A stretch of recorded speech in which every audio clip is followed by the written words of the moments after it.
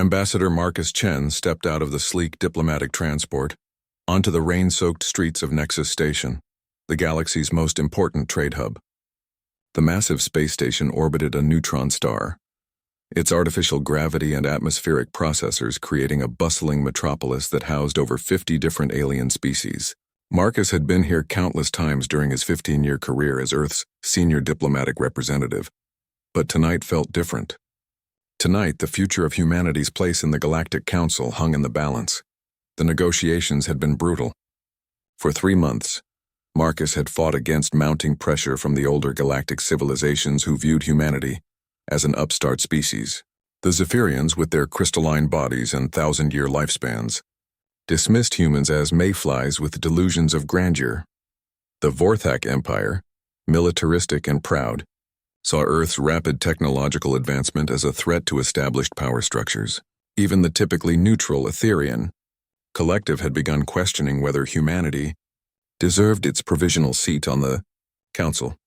Marcus pulled his coat tighter against the artificial rain as he walked through the lower districts of the station. He preferred these areas to the sterile diplomatic quarters. Here, among the markets and cantinas where traders from across the galaxy mingled, he could think clearly. The weight of his diplomatic pouch pressed against his chest, containing the final proposal that could either secure humanity's permanent membership in the Galactic Council or see Earth relegated to the status of a protectorate under alien oversight. The streets were crowded despite the late hour. Nexus Station never truly slept, with beings from different worlds operating on various circadian rhythms. Marcus navigated through groups of hulking Gorlan merchants haggling over rare minerals, past a cluster of wispy Celestian energy beings discussing quantum mechanics in their musical language, and around a family of insectoid hive minds sharing a communal meal. He had just rounded a corner into a quieter side street when he noticed her. Huddled beneath a broken atmospheric processor, a young alien girl sat shivering in the artificial rain. Her species was unfamiliar to Marcus despite his extensive xenobiological training. She appeared humanoid but with pale blue skin that seemed to shimmer with bioluminescent patterns. Her large dark eyes reflected the neon lights of the district, and her silver hair hung in damp strands around her face. She couldn't have been more than 12 in human years, though aging was difficult to judge across species. What struck Marcus most was her condition. Her clothes were little more than rags, patched together from various fabrics that suggested she had been scavenging for survival. She had no identification band on her wrist, which meant she was likely undocumented, perhaps even stateless. Such individuals existed in the shadows of every major station, beings who had fallen through the cracks of galactic society. Marcus approached slowly, not wanting to startle her. In his years of diplomatic service, he had learned that kindness was often the most effective tool in his arsenal. "Hello there," he said softly, kneeling down to her level. "Are you all right?" The girl looked up at him with those enormous eyes, and he could see intelligence there, along with wariness born of hard experience. She said something in a language he didn't recognize, her voice melodic despite her obvious distress. Marcus activated his universal translator, but the device couldn't identify her language. This was unusual, as the translators were programmed with data from thousands of known species. He tried several common galactic languages, but the girl only shook her head, pointing to herself and then to the empty air, a gesture that seemed to indicate she was alone. Without really thinking about it, Marcus reached into his jacket and pulled out his personal credit chip.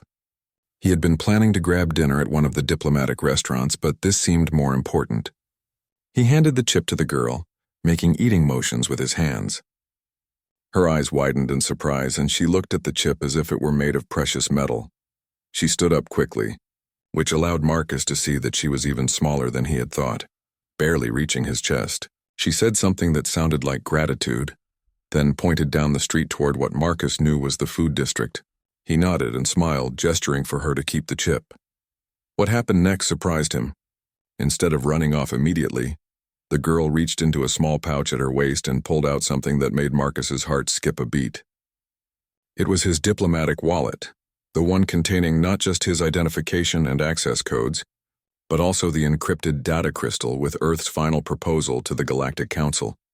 Marcus's hand flew to his jacket pocket, confirming what he already knew. Somehow in the crowded streets, his wallet had been lost or stolen. The implications crashed over him like a wave. Without that wallet, he couldn't access the diplomatic chambers. Without the proposal, the vote would proceed without Earth's input, almost certainly resulting in humanity's expulsion from the Council. The girl held out the wallet with both hands, saying something in her melodic language that needed no translation. Her expression was earnest, almost desperate, as if returning the wallet was the most important thing in the universe to her. Marcus took the wallet with shaking hands, checking to ensure everything was still inside. The data crystal was there, along with his credentials and access codes. Everything was intact. He looked at the girl in amazement, trying to process what had just happened. In a galaxy where humanity was viewed as selfish and aggressive, where their very membership in the galactic community was questioned, this homeless alien child had demonstrated more integrity than most diplomats Marcus had encountered. He tried to give her the credit chip again, but she shook her head firmly, pointing at the wallet. It seemed she considered returning his property to be separate from accepting charity. The distinction spoke to a moral code that transcended species barriers. Marcus realized he was witnessing something profound. Here was living proof that the values humanity claimed to represent, honor, compassion, integrity, existed throughout the galaxy. If this child, who had every reason to be bitter and self-serving, could act with such nobility, then perhaps there was hope for all sentient beings. As the girl started to walk away, Marcus made a decision that would change not just his life, but the course of galactic history. "Wait," he called out, his translator finally finding common ground with a trade pigeon she seemed to understand partially. "Please wait." The girl turned back, her head tilted in curiosity. Marcus pulled out his personal communicator and began making a call that would set in motion events none of them could possibly imagine. The rain continued to fall around them, but for the first time in months, Marcus felt genuine hope for the future. The call Marcus made was to Dr. Sarah Webb, Earth's leading xenobiologist stationed on Nexus Station. Within 20 minutes, she arrived with a small medical team and translation specialists. The girl, who had waited with Marcus despite her obvious nervousness, underwent basic medical scans that revealed she was suffering from malnutrition and exposure, but was otherwise healthy. More importantly, the scans revealed her species. She was Catherian, a race that had been thought extinct for over 2 centuries. The Catherians had been one of the founding members of the Galactic Council, known throughout the galaxy for their unwavering moral principles and their role as mediators in interspecies conflicts. Their homeworld had been destroyed in a cosmic disaster, and the few survivors had scattered across the galaxy, eventually disappearing into obscurity. Dr. Webb explained this to Marcus while the girl, who they learned was named Zara through painstaking translation work, received medical treatment. The Catherians were legendary for their ethical standards, Dr. Webb said, her voice filled with excitement. They were the ones who established the moral framework that the current Galactic Council still uses, at least in theory. If she's really Catherian, this changes everything. Marcus understood the implications immediately. The older galactic civilizations constantly criticized humanity for lacking the moral foundation necessary for Council membership. They pointed to humanity's history of warfare, environmental destruction, and social inequality as evidence that humans were too primitive to participate in galactic governance. But here was a member of the most ethically respected species in galactic history, demonstrating the same values that humans claim to possess. Zara's story, pieced together over several hours of careful translation, was heartbreaking. She was indeed one of the last Catherians, raised by her grandmother on a remote mining station after her parents died in an industrial accident. When her grandmother passed away 3 years ago, Zara had been left alone, too young to work legally and with no official documentation to prove her identity or species. She had survived by scavenging and doing odd jobs, moving from station to station to avoid the attention of authorities who might place her in one of the galaxy's notoriously harsh orphanage systems. What struck Marcus most was Zara's explanation for why she had returned his wallet. Through the translator, she said, "Grandmother taught me that taking what belongs to others makes you smaller inside. She said the size of your spirit is measured not by what you can take, but by what you choose to give." Marcus spent the rest of the night making arrangements. He used his diplomatic authority to secure temporary documentation for Zara and arranged for her to stay in guest quarters within the Earth Embassy section of the station. Dr. Webb's team continued their research, confirming beyond doubt that Zara was Catherian and documenting her remarkable survival story. As dawn broke over Nexus Station's artificial skyline, Marcus prepared for what would be the most important diplomatic presentation of his career. The final vote on Humanity's Council membership was scheduled for that afternoon, and he now had something no human diplomat had ever possessed before: proof that the values humanity espoused were truly universal. The council chambers were packed when Marcus arrived. Representatives from 47 species filled the amphitheater-style seating, their various forms of communication creating a low buzz of anticipation. At the center sat the three most powerful voices in galactic politics: Chancellor Vex of the Zephyrian Republic, War Prime Thorak of the Vorthak Empire, and Speaker Lyrian of the Etherian Collective. Chancellor Vex, his crystalline body refracting the chamber's lights into rainbow patterns, called the session to order. "We are here to conclude the matter of humanity's petition for permanent membership in the Galactic Council," he announced, his voice carrying the authority of 1,000 years of life. "Ambassador Chen, you may present humanity's final argument." Marcus stood, feeling the weight of not just Earth's future, but perhaps the future of galactic civilization itself. "Honored representatives," he began, "for months we have debated whether humanity possesses the moral foundation necessary for council membership. Our critics point to our history, our conflicts, our imperfections, and they are not wrong to do so. Humanity has made mistakes, as have all species represented in this chamber." War Prime Thorak's mandibles clicked in what Marcus recognized as disagreement. "Mistakes?" the Vorthak leader rumbled. "Your species practices systematic destruction of your own environment. You wage war over resources while your people starve. You have no moral center." "With respect, War Prime," Marcus replied, "I would like to present evidence that morality is not the exclusive domain of any single species, nor is it absent from humanity." He activated his personal display, showing the medical scans and genetic analysis of Zara. "Last night, I encountered a homeless child on the streets of this very station. She was starving, alone with every reason to be bitter toward a galaxy that had abandoned her. Yet when she found my lost wallet, containing documents crucial to these very proceedings, she returned it without question." The chamber erupted in surprised murmurs as the genetic data appeared on the main screen. Speaker Lyrian's ethereal form seemed to shimmer with shock. "These readings cannot be accurate," she said, her musical voice carrying disbelief. "The Catherians are extinct." "I thought so too," Marcus replied. "But this child Zara is living proof that the moral traditions of Catheria survive. More importantly, her actions demonstrate that the ethical principles we all claim to value are not bound by species, culture, or circumstance. They are universal truths that emerge wherever sentient beings choose to embrace them." Marcus paused, allowing the full impact of his words to sink in. "Zara did not return my wallet because she was Catherian. She returned it because she chose to do what was right, despite having every excuse to do otherwise. This same choice is available to all of us, human and alien alike." Chancellor Vex leaned forward, his ancient eyes studying the data. "You suggest that this child's actions somehow vindicate humanity's moral standing?" "I suggest something far more profound," Marcus replied. "I suggest that morality is not inherited through genetics or ancient traditions, but earned through individual choices made in moments when no one is watching. Zara made such a choice last night. Humans make such choices every day, just as members of every species in this chamber do." War Prime Thorak stood, his massive form imposing even by Vorthak standards. "Pretty words, human, but words are not actions.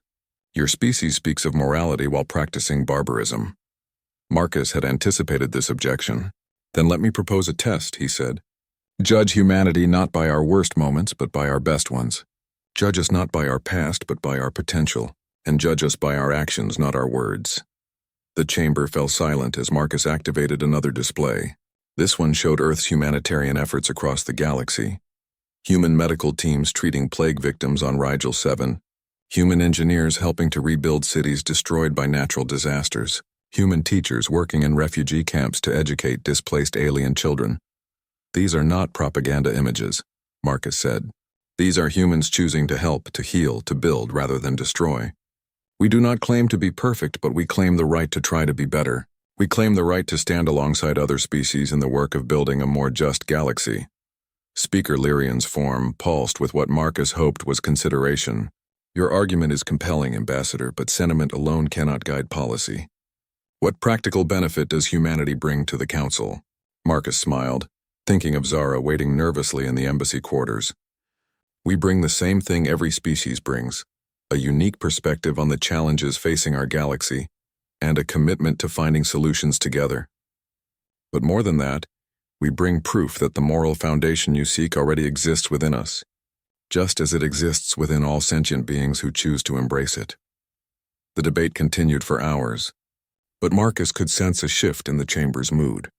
The discovery of Zara had done more than provide a compelling story. It had reminded the assembled representatives of their own highest ideals. As the afternoon wore on, Marcus realized that his gamble might actually pay off.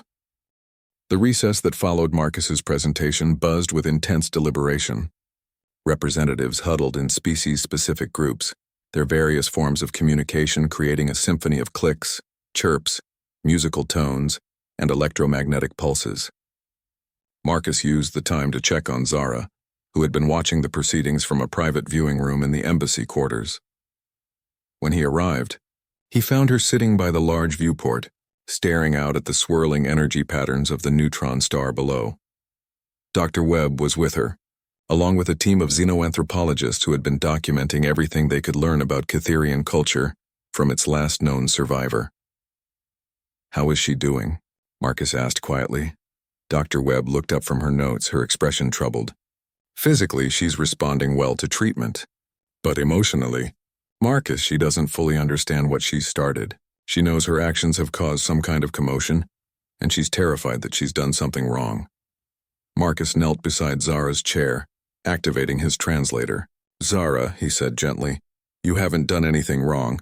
In fact, you may have done something very right." The young Cytherian turned to him, her large eyes reflecting confusion and worry. Through the translator, she said, "The crystal people and the metal people seem angry. Did I hurt them by giving back your small box?" The innocence of her question struck Marcus like a physical blow.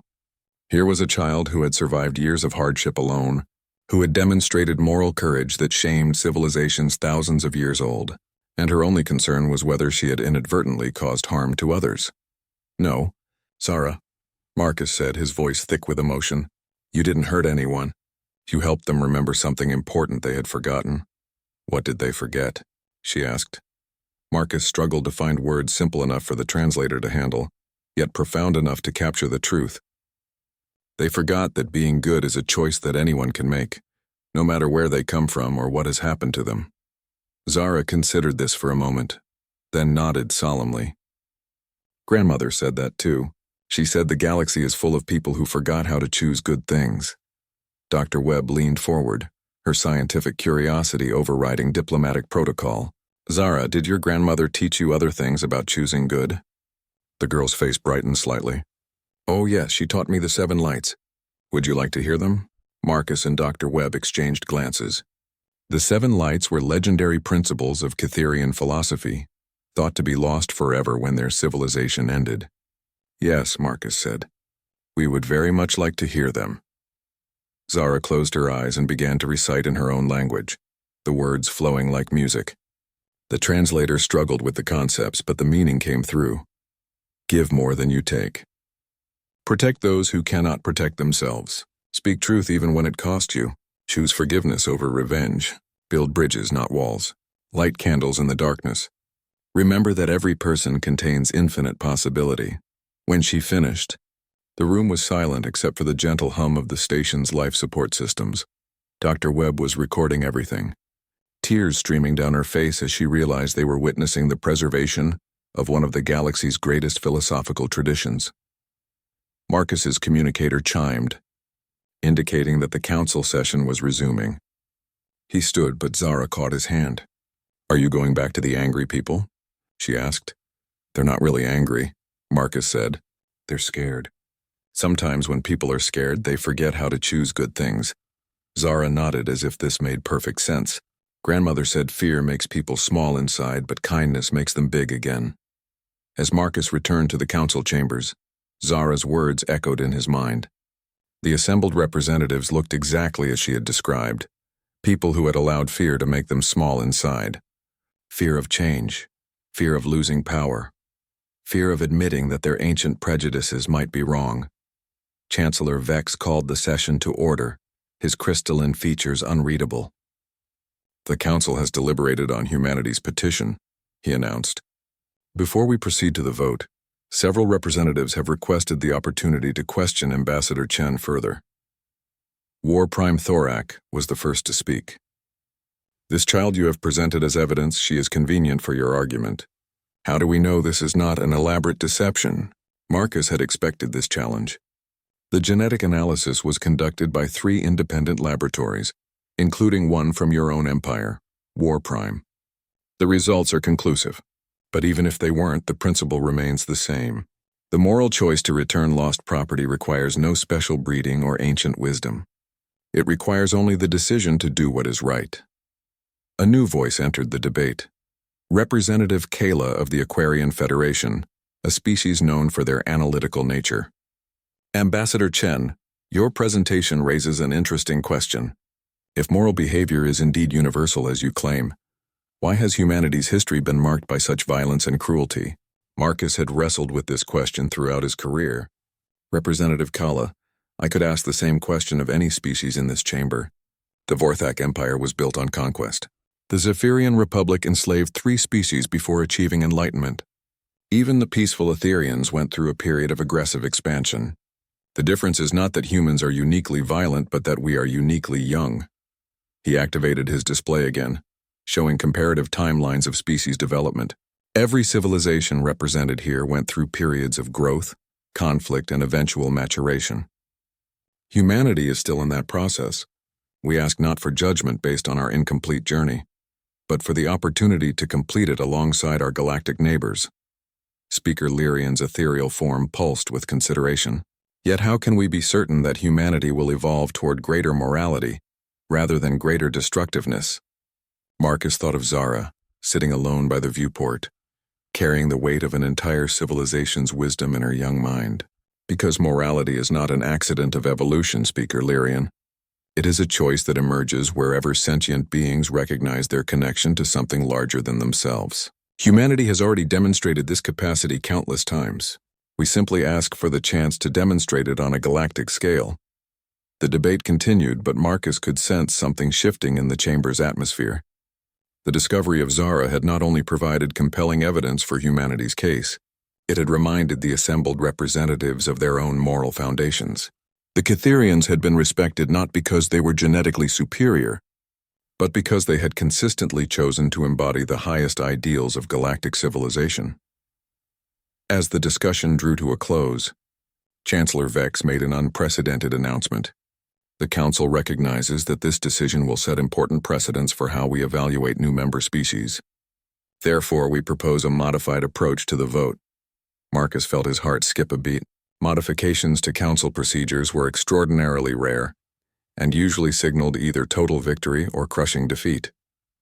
Rather than a simple acceptance or rejection, Chancellor Vex continued, "We propose granting humanity provisional membership with a full review in 10 standard years. During this period, humanity will have full voting rights and responsibilities, but their permanent status will depend on their demonstrated commitment to the moral principles they claim to represent." The chamber erupted in discussion.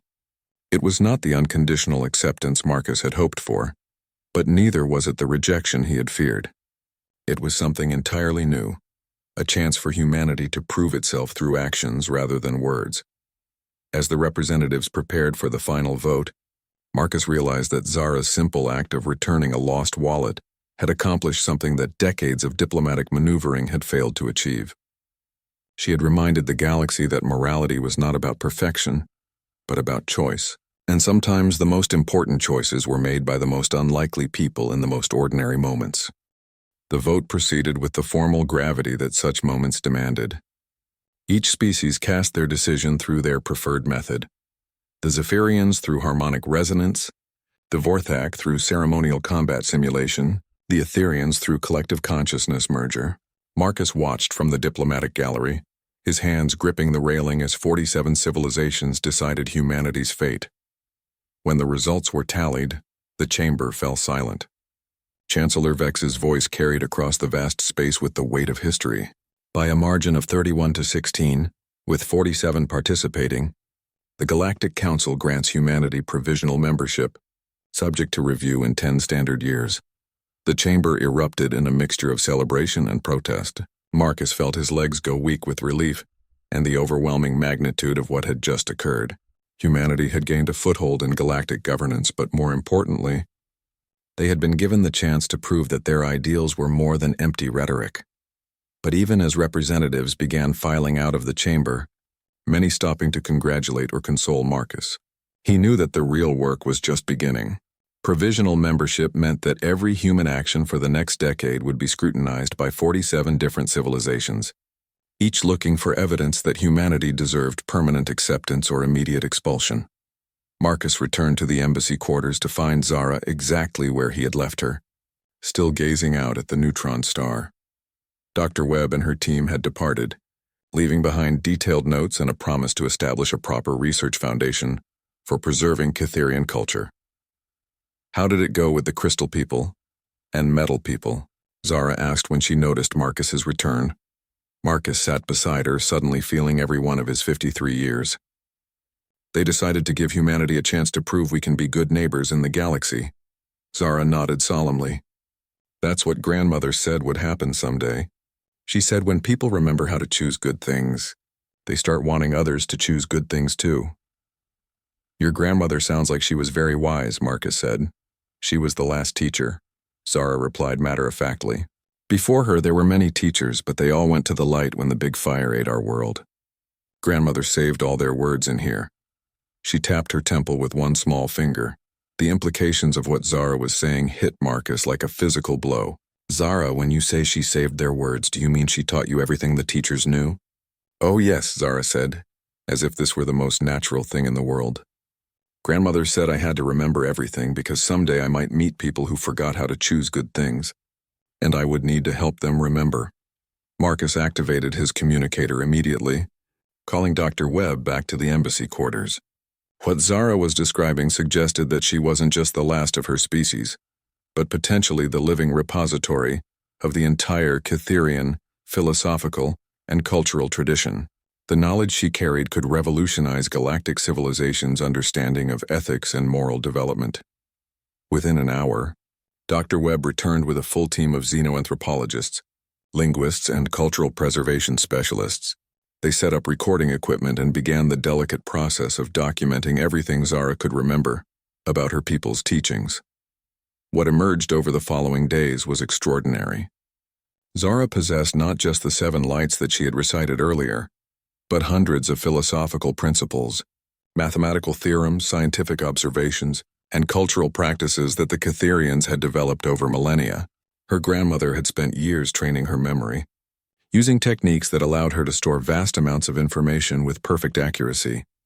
More importantly, Zara understood these teachings not as abstract concepts but as practical guides for daily life. When asked about conflict resolution, she could recite specific protocols for mediating disputes between different personality types.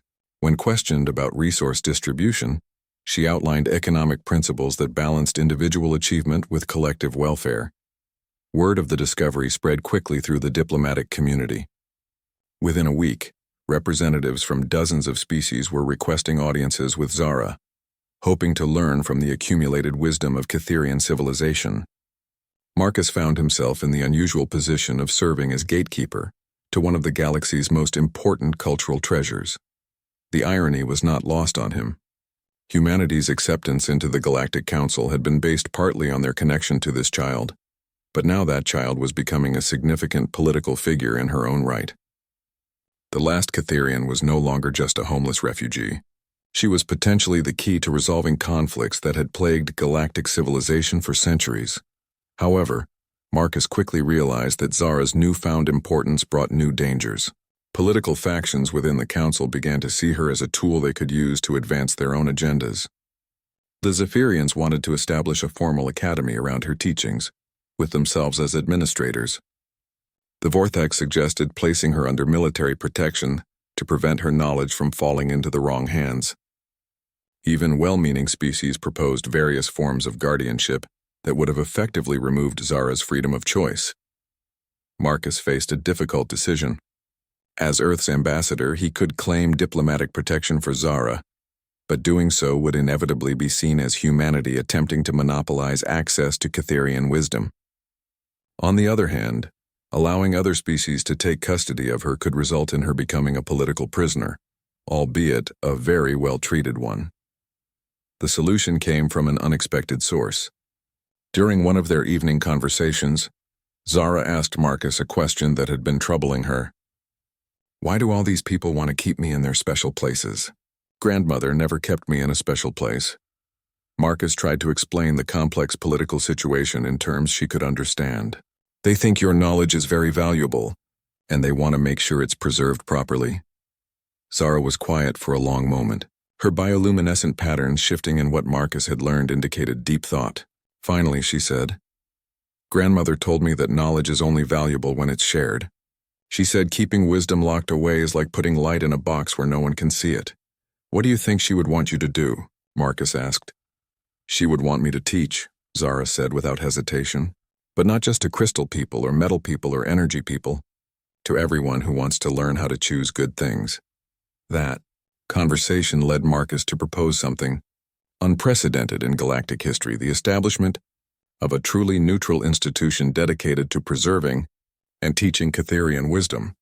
With Zara as its founding director, the Institute for Ethical Development would be funded jointly by all council species and located on a neutral station where representatives from any civilization could come to study. The proposal faced significant resistance from species who had hoped to gain exclusive access to Catherian knowledge, but it also received strong support from smaller civilizations who saw it as an opportunity to level the playing field in galactic politics. More importantly, it aligned with the fundamental Catherian principle that wisdom should be shared freely rather than hoarded for political advantage.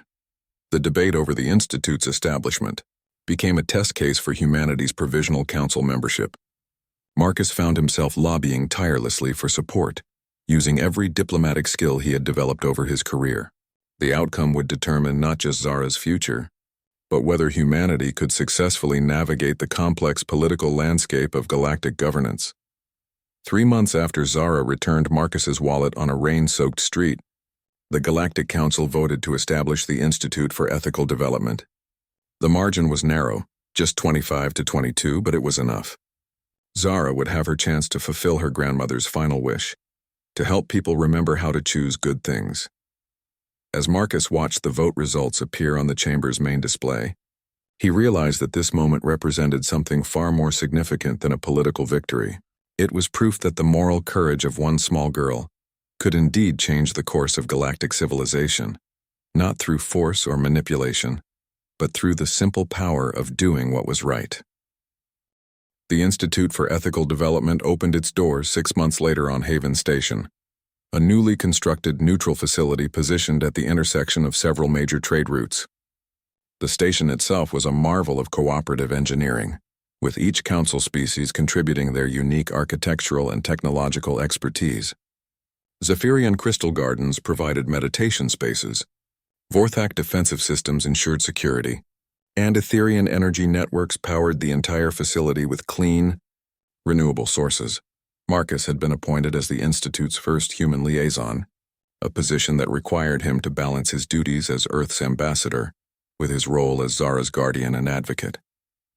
It was a delicate arrangement that satisfied no one completely, but allowed the Institute to function without being dominated by any single species' political agenda. Zara, now 13 by human standards, had grown into her role as the Institute's Director of Cultural Preservation with remarkable grace.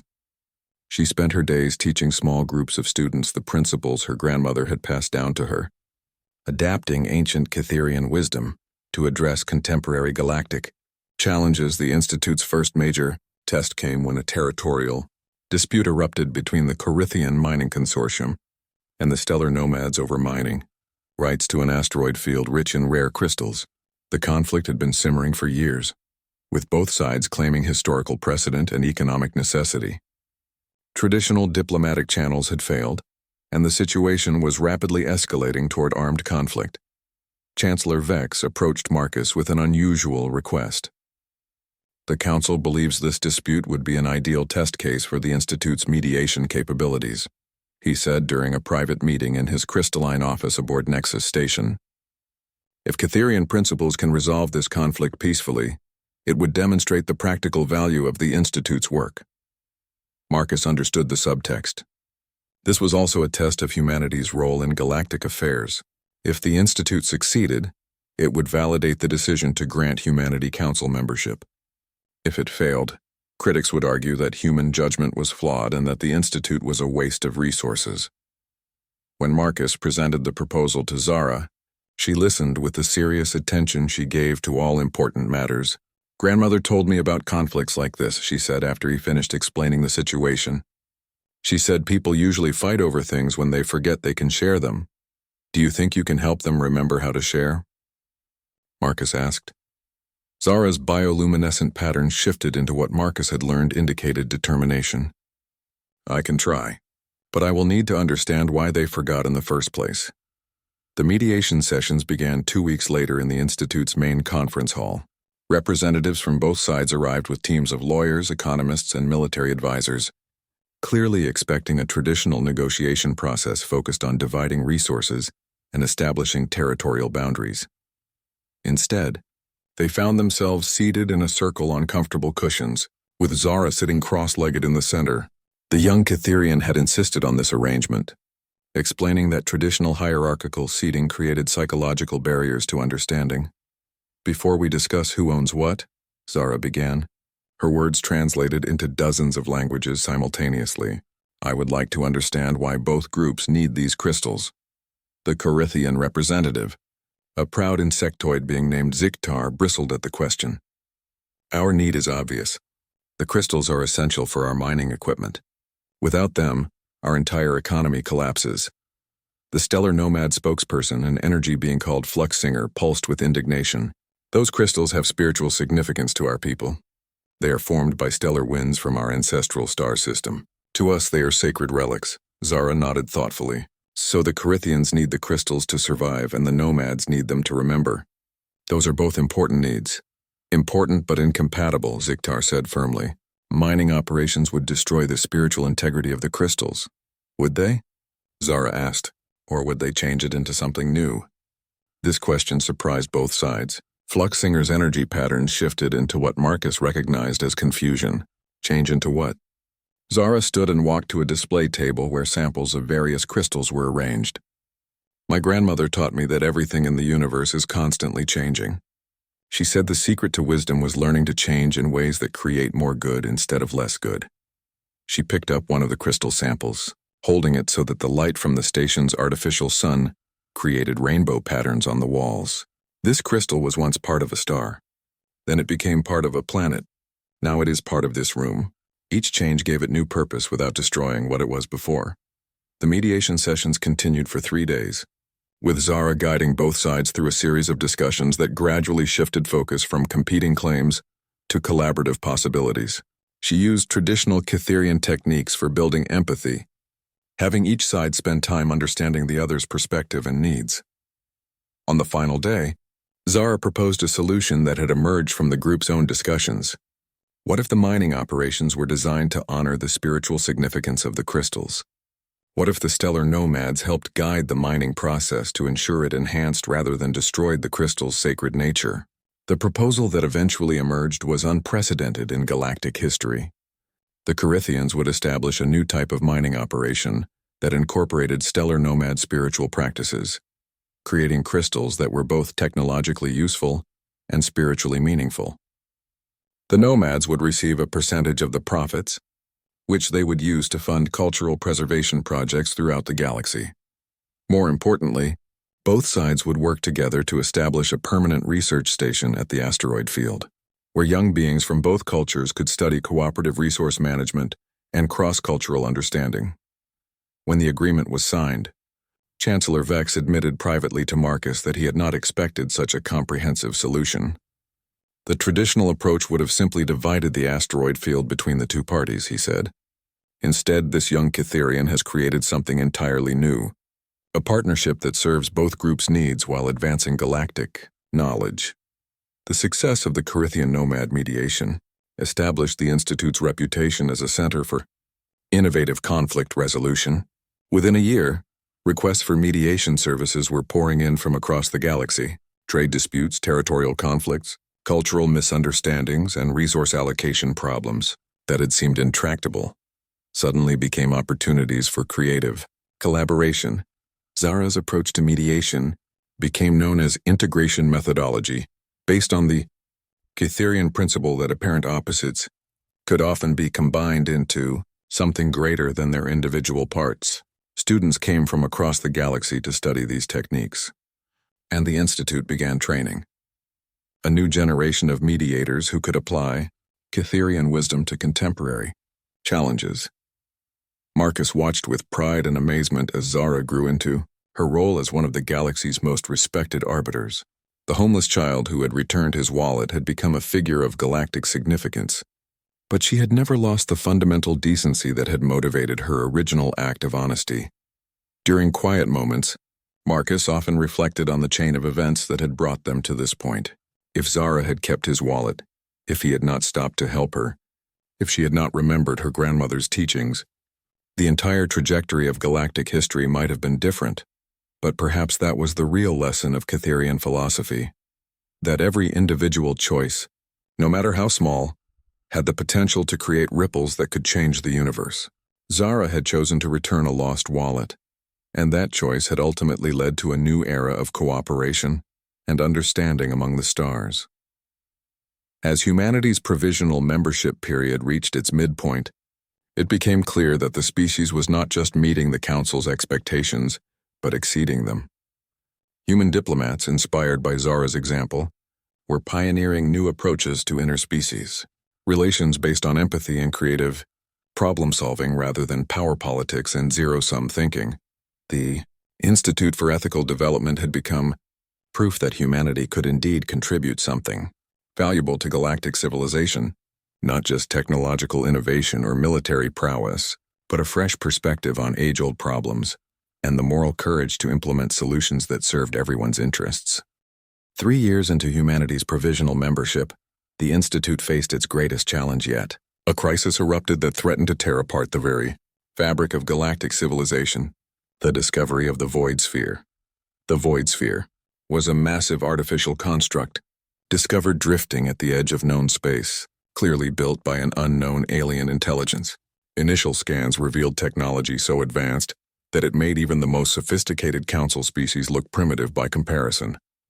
More disturbing, the sphere appeared to be actively scanning council space, gathering detailed information about every inhabited system. The discovery triggered what historians would later call the Great Panic.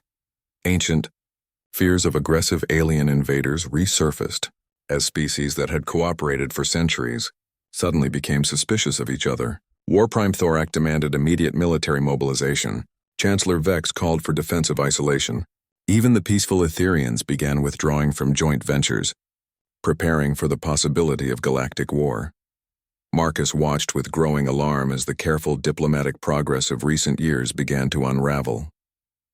Council meetings devolved into accusations and paranoid speculation. Trade agreements were suspended. Cultural exchange programs were canceled. The galaxy was reverting to the isolationist mentalities that had characterized pre-council civilization. The Institute for Ethical Development found itself in an impossible position. Various council species demanded that Zara use her influence to support their particular response to the crisis. The Vorthak wanted her to endorse military preparation. The Zephyrians sought her support for isolationist policies.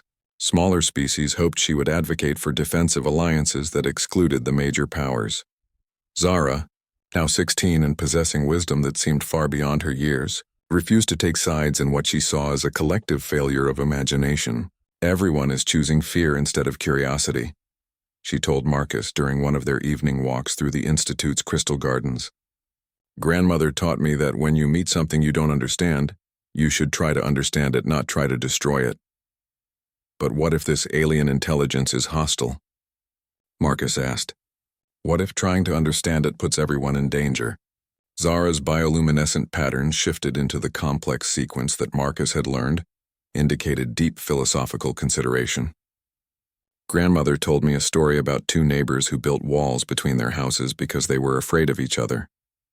The walls made them feel safe, but they also made them lonely. Eventually, they forgot why they had built the walls in the first place, but they were too proud to tear them down. "How does the story end?" Marcus asked.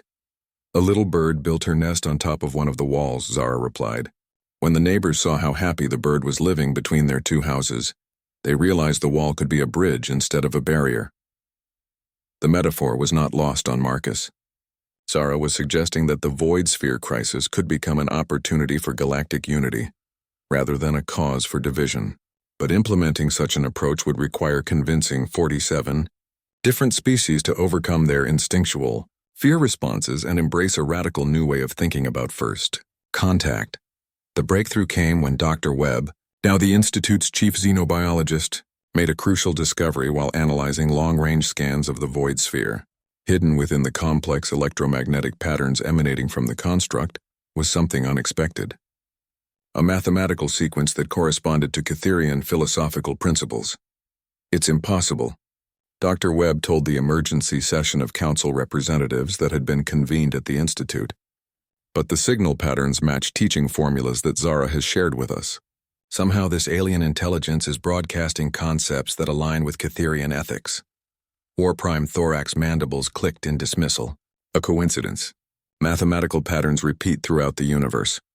But Speaker Lyrian's ethereal form pulsed with interest, or perhaps evidence that certain ethical principles are truly universal, emerging independently wherever intelligence develops. Zara requested permission to address the emergency session, a privilege that had never been granted to someone so young. After considerable debate, Chancellor Vex agreed, acknowledging that the crisis required unprecedented measures. Standing before the assembled representatives of galactic civilization, Zara appeared small and fragile, but her voice carried the accumulated wisdom of millennia. "The void sphere is not our enemy," she announced. "It is our teacher." The chamber erupted in protests and objections, but Zara continued undaunted. "My grandmother taught me that when the universe sends you a mystery, it is offering you a chance to grow. This sphere has traveled across space to find us, not to destroy us, but to see if we are ready for the next stage of galactic evolution." "You speak of evolution," Chancellor Vex said, his ancient voice carrying skepticism, "but evolution often involves the extinction of species that cannot adapt." "Yes," Zara agreed. "But the extinction my grandmother warned about was not the death of our bodies, but the death of our ability to choose good things. She said that civilizations die when they stop learning how to cooperate with those who are different from them." Zara activated a holographic display showing the mathematical patterns Dr. Webb had discovered. "The sphere is broadcasting questions, not threats.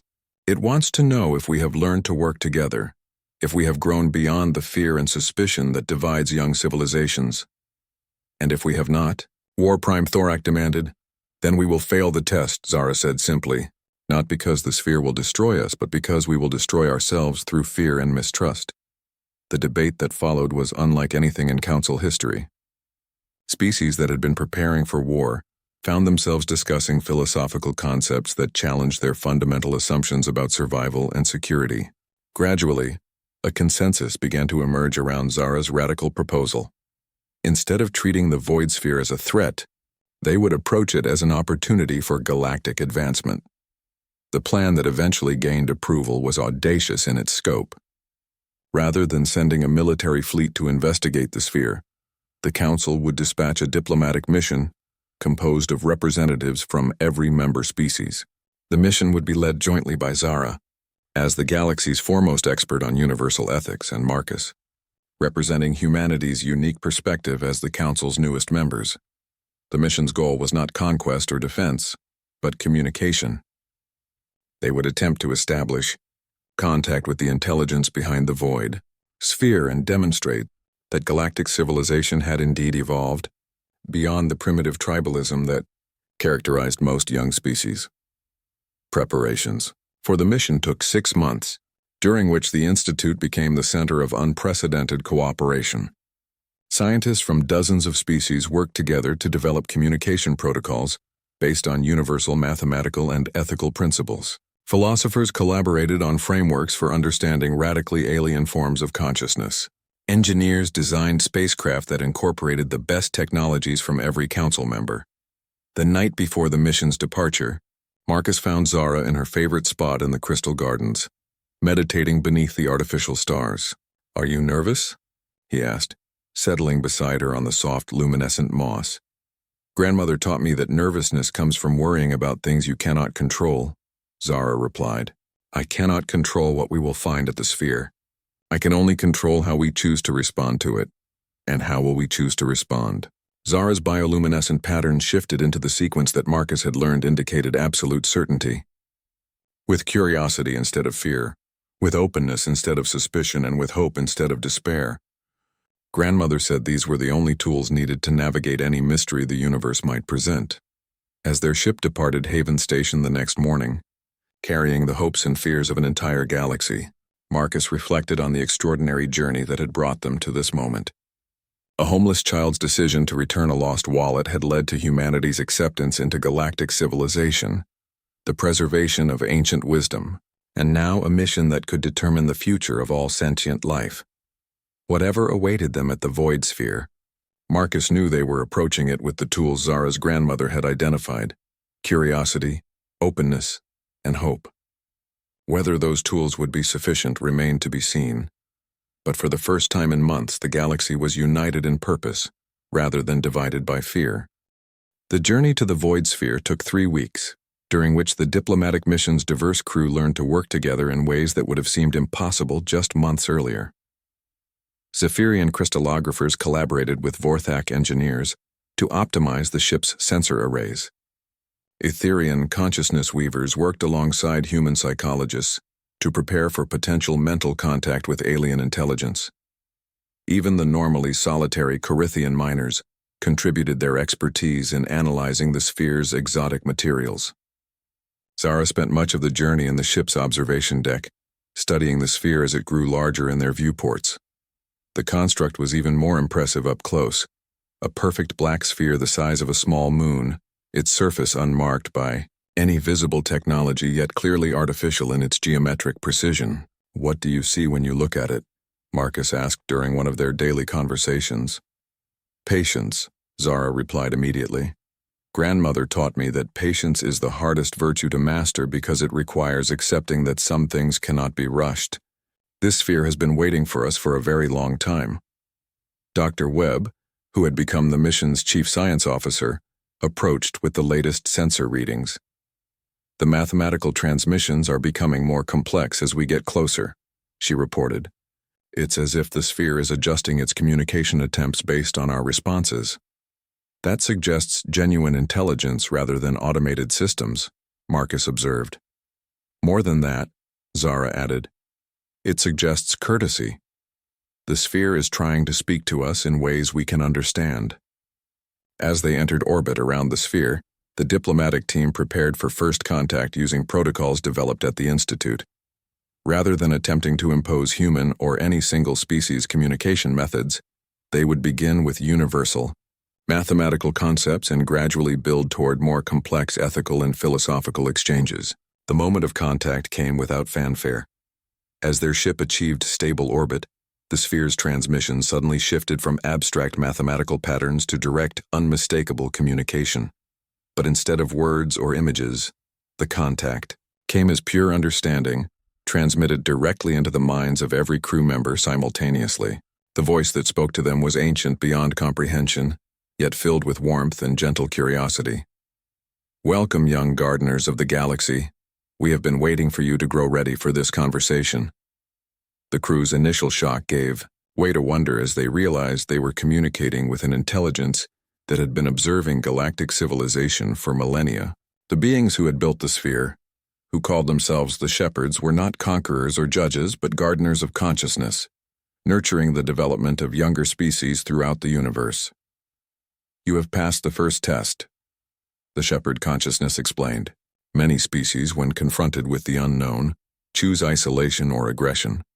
You chose cooperation and curiosity. This suggests your civilization may be ready for the next stage of development." Chancellor Vex, speaking for the assembled representatives, asked the question that had haunted galactic civilization since the sphere's discovery. What is this next stage? What do you want from us? The response came not in words, but in a flood of images and concepts that stretched the crew's understanding to its limits. They saw civilizations across the galaxy working together on projects that spanned multiple star systems. They witnessed scientific breakthroughs that emerged from combining the unique perspectives of hundreds of different species. They experienced glimpses of a future where the boundaries between individual worlds had dissolved into something greater, a truly galactic consciousness that preserved the uniqueness of each species while uniting them in common purpose. "We do not want anything from you," the shepherd explained. "We want something for you. The universe is vast and full of wonders that can only be discovered through cooperation. Your species have begun to learn this truth, but you have not yet fully embraced it." War Prime Thorak, ever suspicious, asked, "And if we choose not to embrace this path, what then?" "Then you will continue to grow at your own pace," came the reply. "There is no punishment for choosing your own development timeline, but there are opportunities that can only be seized when civilizations are ready to think beyond the boundaries of their own worlds." Zara stepped forward, her young voice carrying clearly in the ship's communication chamber. "My grandmother taught me that the greatest gifts are the ones you give to those who cannot repay you. What gift are you offering us?" The shepherd consciousness seemed to focus its attention on her, and Marcus could feel its ancient amusement and approval. "Wisdom sees wisdom regardless of the age of its vessel.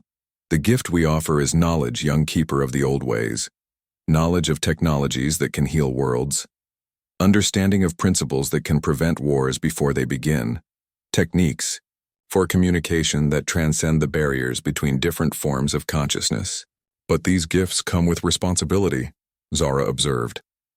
"Grandmother said that knowledge without wisdom is dangerous." "Indeed. This is why we test. Your species must demonstrate not just the ability to acquire knowledge, but the wisdom to use it for the benefit of all sentient life." The young human's wallet, returned by one who had every reason to keep it, was our first sign that such wisdom might be emerging in your civilization. Marcus felt his breath catch. "You were watching that night on Nexus Station?" "We watch all moments when choices are made that reveal character. The decision of one small being to choose honesty over survival, kindness over pragmatism, suggested that your species might be developing the moral foundation necessary for galactic stewardship." The implications of this revelation reverberated through the assembled crew. Everything that had happened, from Zara's discovery to humanity's council membership to the Institute's success, had been observed and evaluated by intelligences beyond their comprehension. But rather than feeling manipulated, Marcus found himself filled with a profound sense of purpose. The shepherds were not puppet masters but teachers, creating opportunities for growth and then allowing civilizations to choose their own responses. The formal exchange continued for hours, with the shepherds sharing glimpses of technologies and principles that could revolutionize galactic civilization. But they made clear that these gifts would only be fully shared when the council species demonstrated their readiness through collaborative projects that prioritized collective benefit over individual advantage. As the diplomatic mission prepared to return home, Zara requested a private moment with the shepherd consciousness. Standing alone in the observation deck, she asked the question that had been troubling her throughout the encounter. "My grandmother died alone because no one else remembered the old ways. Are there other teachers like her scattered across the galaxy carrying wisdom that might be lost?" The shepherd's response filled her with both sadness and hope. "Yes, young teacher. In the dark corners of every civilization, wisdom keepers struggle to preserve knowledge that their societies have forgotten.